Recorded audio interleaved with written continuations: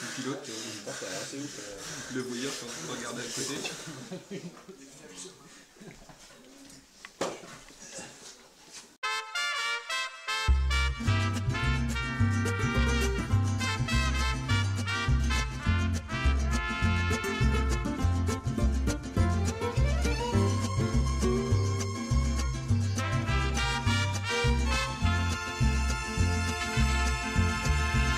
Como sediento que ansia un vaso de agua, como una ave enjaulada que es de libertades su necesidad.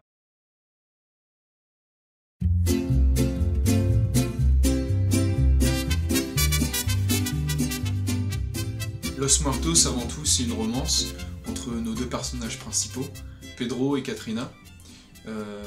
La particularité de ce couple, c'est que Pedro est un fossoyeur et que Katrina est une jeune morte. Donc tout ça prend place dans le cadre de la fête des morts au Mexique, qui se déroule tous les ans à la même période que la Toussaint ici.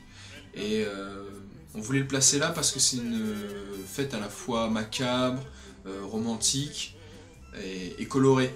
Et du coup ça donne l'assise fantastique voilà, pour cette histoire d'amour hors du commun, très particulière encore une fois, et pour pouvoir suivre cette romance impossible.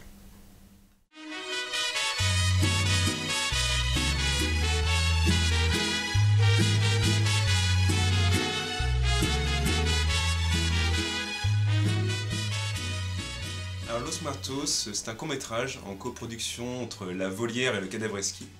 Alors pour situer un peu, Cadavreski, ça a été mon premier bébé, c'est une troupe théâtrale que j'ai fondée voici 5 ans, et dans lequel j'ai développé beaucoup de thèmes qui sont assez chers, particulièrement un attrait pour la science-fiction, le fantastique et la notion du monstre. Et tout ça bien, vu à travers un filtre grand guignol, sachant que c'était la grande focale artistique du Cadavreski. Et entremêlé d'éléments un peu inattendus, entre autres de la comédie musicale ou même des pirates, ou ce genre de choses-là. C'est un court-métrage sur la genèse, en gros, de ce qui a été la figure, l'avatar de Cadavreski, c'est-à-dire un personnage de squelette dansant et joyeux nommé Pedro Calavera. Donc Los Muertos, c'est l'occasion de donner à Pedro enfin sa stature des créatures un peu mythologiques. Et donc du coup, c'est sa genèse, c'est comment il est devenu ce qu'il est censé être et d'où il vient, qui il est. J'ai déjà pu expérimenter ces techniques de système D, ces techniques de cinéma fait maison, artisanal, au sein d'un premier court-métrage qui fut Mort. Mort fut un laboratoire d'idées, un peu chaotique et amusant dans le tournage, c'était une blague entre potes, mais on s'est autorisé tout. Donc du coup on a testé plein d'effets, dont de la stop motion, dont des effets d'images à l'envers, et ainsi c'était un laboratoire d'idées qui a été une des grosses bases de Los Muertos, car on a pu tester plein de choses, et entre autres la figure de Pedro y apparaît et commence à se construire dès ce moment-là.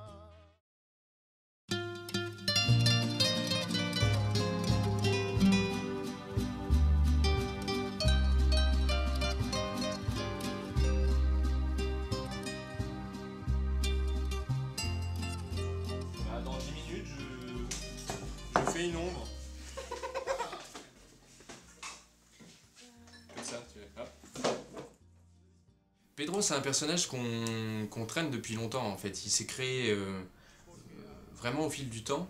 Au départ, c'était presque juste un logo et petit à petit, en fait, on s'est identifié au sein de la troupe derrière ce personnage-là.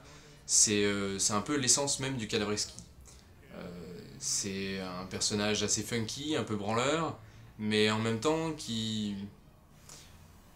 porte cette envie toujours d'avancer et de faire des trucs un peu grandioses.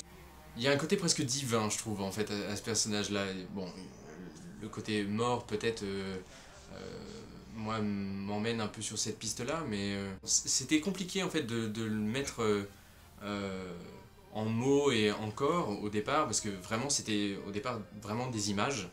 Et toute la difficulté était là, en fait, c'était de trouver comment les images que Quentin créait, on pouvait lui rendre une réelle vitalité, en fait, au sein du travail.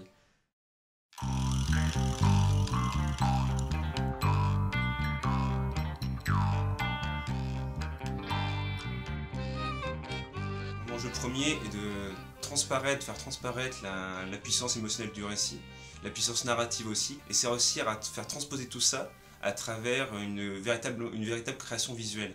Dans la mesure où moi je suis avant tout plasticien, travaillant essentiellement avec du carton-pâte. Un axe de travail d'ailleurs que j'ai beaucoup exploité au sein du théâtre, scénographie, décors, accessoires, costumes, privilégier le système au maximum afin de faire d'une pauvreté du milieu, d'un manque de fond, mais aussi une force et une force à la création. Et c'est retrouver tout cet esprit-là, toute cette ambition-là au sein de Los Muertos. De tous les films qu'on a produits depuis les débuts de La Volière, Los Muertos c'est clairement le plus ambitieux.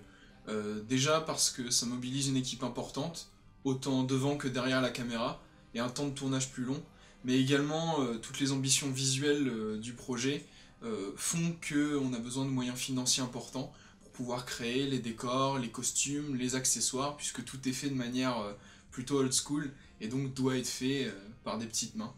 Également, Los Muertos c'est un projet qui se pense pour le public, et on espère que les spectateurs vont se reconnaître dans ce qu'on essaye de faire comme projet, et c'est pour ça qu'on leur propose de contribuer à ce film, parce qu'on espère avant tout qu'ils ont envie de le voir.